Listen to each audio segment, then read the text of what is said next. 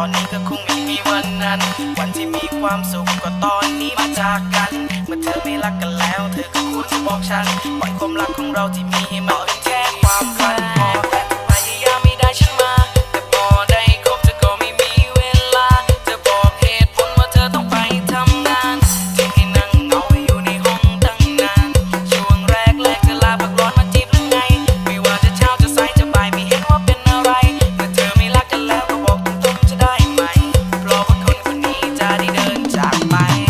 ถึงแม้จะเศร้าเสียใจแต่เตือนตัวเองยังไม่พรุ่งนี้แล้วมันจะผ่านไปให้เป็นบทเรียนในชีวิตปล่อยความทุกข์ลอยไปให้ไกลถึงลอสแองเจลิสอย่าไปคิดจดจำจนให้สมองมันเป็นพิษจากวันเป็นเดือนจากเดือนเป็นปีความเจ็บจะหายไปฉันไม่โทษเธอและที่ผ่านมาก็ไม่โทษใครเมื่อเธอเลิกแล้วเมื่อฉันเลิกแล้วมันก็ไม่เป็นอะไรที่ฉันต้องสู้มาลงโทษพวกเราอีกทีไงแรกเธอพยายามไม่ได้ฉันมาแต่พอได้คบเธอก็ไม่มีเวลาจะบอกเหตุผลว่าเธอต้องไปทำที่ให้นั่งเหงาอยู่ในห้องตั้งนานช่วงแรกเธอลาพักร้อนมาจีบหรือไงไม่ว่าจะเช้าจะสายจะบ่ายไม่เห็นว่าเป็นอะไรเมื่อเธอไม่รักกันแล้วก็บอกตรงๆจะได้ไหม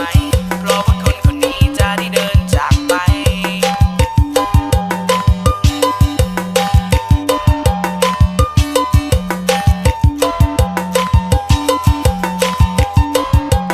ตอนที่แรกเธอพยายามไม่ได้ฉันมาแต่พอได้คบเธอก็ไม่มีเวลาจะบอกเหตุผลว่าเธอต้องไปทำงานจึงให้นั่งเหงาอยู่ในห้องตั้งนานช่วงแรกเธอลาพักร้อนมาจีบหรือไงไม่ว่าจะเช้าจะสายจะบ่ายไม่เห็นว่าเป็นอะไรเมื่อเธอไม่รักกันแล้วก็บอกตรงๆจะได้ไหม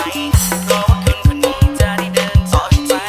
แรกเธอพยายามไม่ได้ฉันมาแต่พอได้คบเธอก็ไม่มีเวลาจะบอกเหตุผลว่าเธอต้องไปทำงานจึงให้นั่งเหงาอยู่ในห้องตั้งนานช่วงแรกเธอลาพักร้อนมาจีบหรือไงไม่ว่าจะเช้าจะสายจะบ่ายไม่เห็นว่าเป็นอะไรเมื่อเธอไม่รักกันแล้วก็บอกตรงๆจะ